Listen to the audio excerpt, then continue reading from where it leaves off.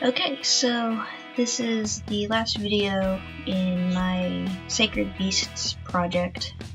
The Sacred Beasts are from Asian mythology. The yellow dragon of the center, the vermilion bird of the south, the white tiger of the west, the black tortoise with the snake from the north, and the blue dragon of the east, which is what this video is. The pictures that are coming up fairly quickly here are the old versions that I did, the new ones, and then the humanized versions of the beasts that I have also done, which didn't get videos. The blue dragon is a little bit different because I've actually done 2 renditions of this one already, and this is actually the 3rd one.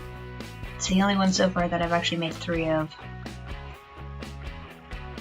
But the first one, I don't know, I didn't dislike it, but it wasn't quite what I had imagined, so I went back and redid it, and I still really like the redone version. This was more just a skill update than anything. I didn't change the design too drastically, just updated it, if that makes sense.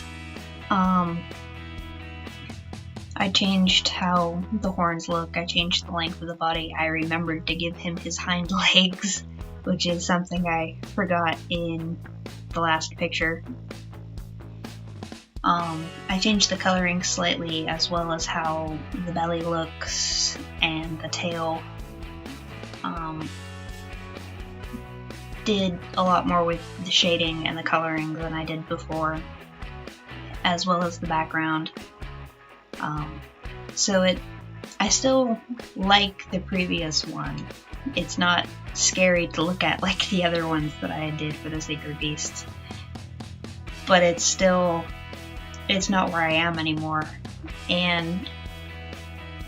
But it is nice every now and then to find an old piece of art that you can still enjoy, but you can say, yeah, I've gotten better. And that's one of the things I like about my old blue dragon piece. I almost forgot to give him his whiskers. That would have been a very sad thing for me. But I ended up having to redo the line work several times on this.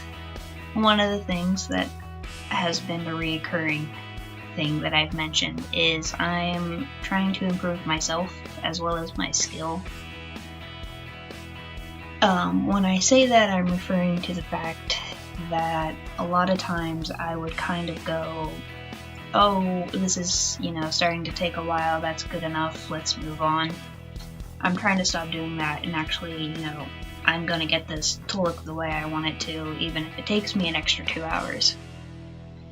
Which really showed when I was doing this piece, because like I said, I had to redo the line work so many times in order to get it to look the way I wanted.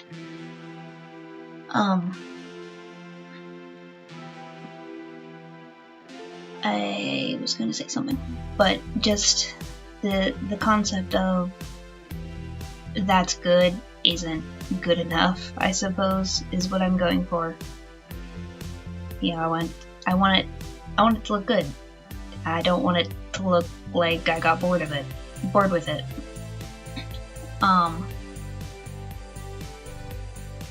So I did.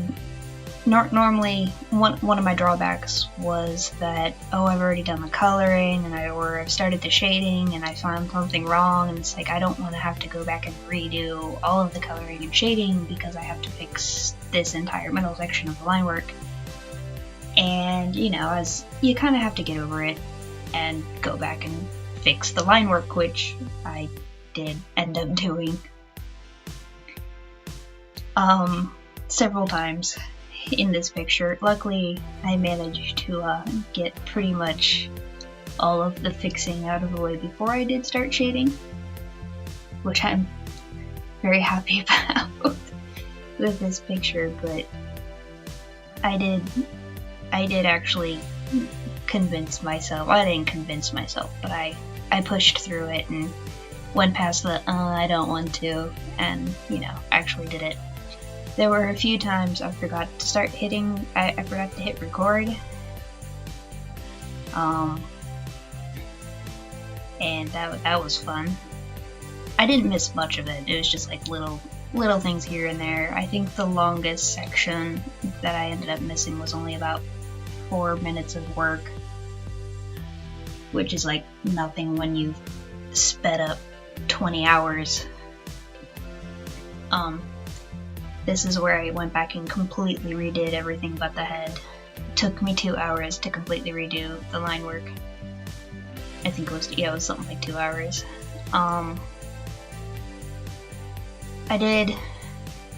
know I mentioned him a lot, and he laughs at me for it, but I talked to my brother several times on this one, because I was having a little bit of issue, and he does reptiles a little bit. He doesn't do reptiles, he can't draw. He understands reptiles a little bit more than me. So, he was the one that suggested that I change how the back legs were rather than having them curled up, maybe having the one leg pushing off the tree that I was having him go by. And then he also suggested having one of the front legs kind of reaching out and touching down on like a rock or something, just to show a little bit more movement, I suppose. But again, it was one of those I have to go back and change everything. And it was like, I kind of looked at him and went, but I did it because, he was right, and it looks a lot better.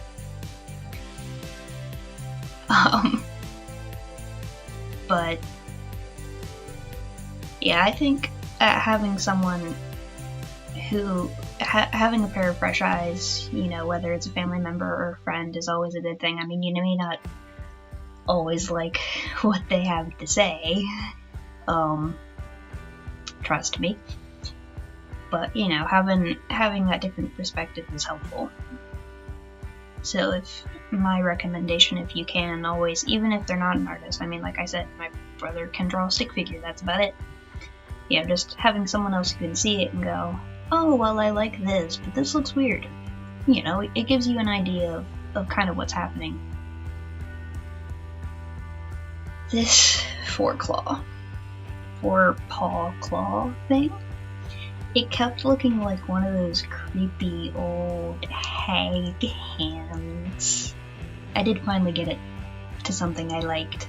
The thumb's still kind of weird, but I like it more than what it was.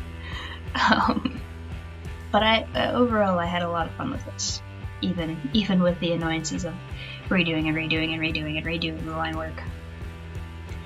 I am really happy with how it turned out. A little bit about the blue dragon, if you don't know. Most people don't. Like I said, he's actually the Azure Dragon of the East. His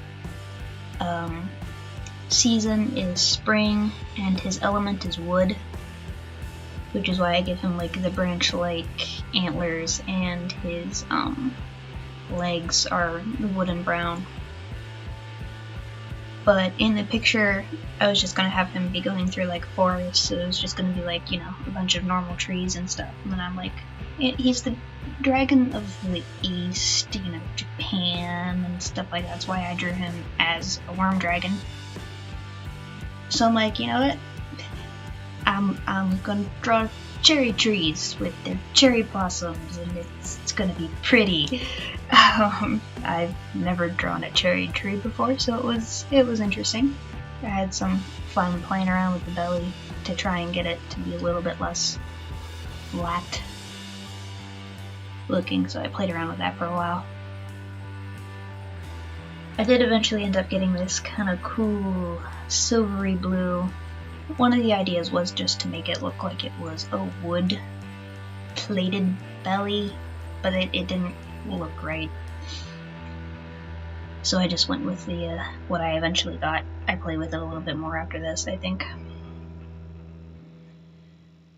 But yeah, I'm really happy with how my cherry trees turned out. I feel like I'm getting pretty good at trees. Like I'm starting to get it down, I don't think I'm ready to do a whole forest of about 30 of them yet. Just trees. I'm not there yet. I'll get there. But nah, I had a lot of fun with this picture. And just, trying to make it look flowy and make him look long and graceful, but keep the perspective aspect of the picture, which was another thing that I was trying to really work on with this, because, you know, he is a very long, wormy dragon, so why not use it to practice my perspective? So trying to get it to, you know, go back and forward and make it make sense was a task, but I think I got it. Yeah, I think, sorry, I'm saying a lot again. I'm trying to do better. I get better, and then I get worse again. But I think I did really good. I'm saying I think, too. I feel like I did really good. I'm trying not to repeat myself so much, clearly I am.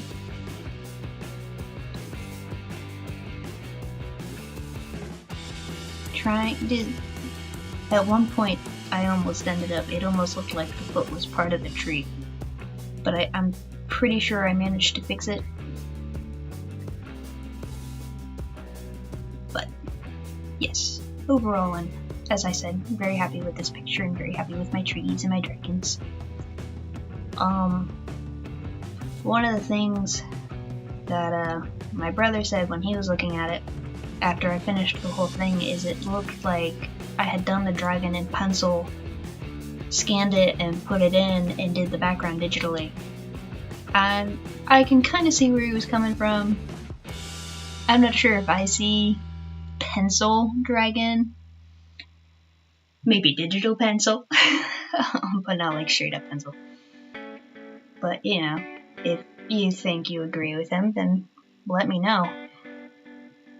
It was kind of funny. The brush that I ended up using to do the cherry blossoms was actually a rose petal brush. I thought it was funny, at least. I mean, it's a flower petal brush, but it was for roses. And they're cherry blossoms. Never mind. I thought it was funny.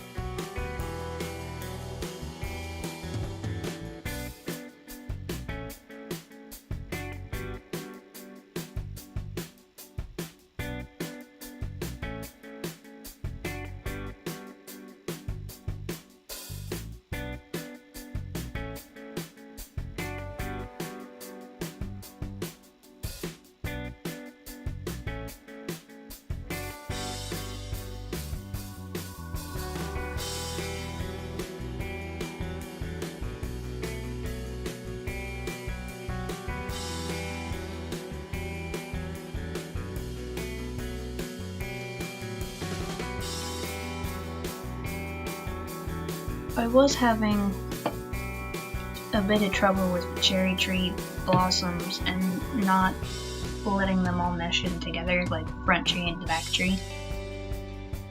I feel like I managed to separate them slightly, but at the same time they still kind of look meshed together in the final one, at least I think so. What I am happy about though is my grass. I found a different brush. I was actually playing around with the brushes, because I mentioned it I think 2 videos ago that a while ago Art Rage updated and you get this whole new custom brush tool, but it also has a bunch of preset brushes in it that I never bothered to play with. So I was playing through that and I found this really nice grass brush that makes it look really luscious and lively. I really like it.